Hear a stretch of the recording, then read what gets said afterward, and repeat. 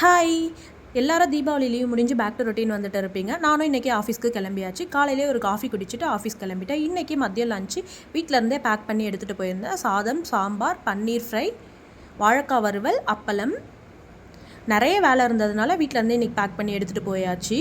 Hibiscus tea ஒரு வாரமாகவே நம்மக்கிட்ட stock இல்லாமல் இருந்தது.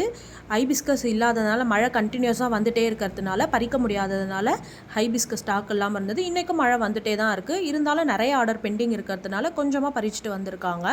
க்ளீன் பண்ணுறதுக்காக எடுத்து வச்சுருக்கேன். நம்மளோட ஹைபிஸ்கஸ் டீ ஆர்டர் போட்டவங்களுக்கு நாளைக்கு கண்டிப்பாக அனுப்பி வச்சுருவோம் எல்லாருக்குமே பார்சல்.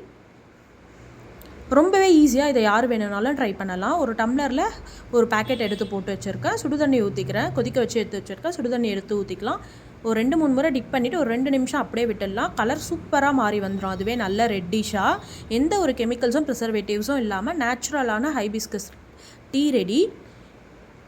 இன்றைக்கி என்னோடய டே இப்படி தாங்க போச்சு. உங்களோட டே எப்படி போச்சுன்றதையும் கமெண்ட் பண்ணுங்கள்.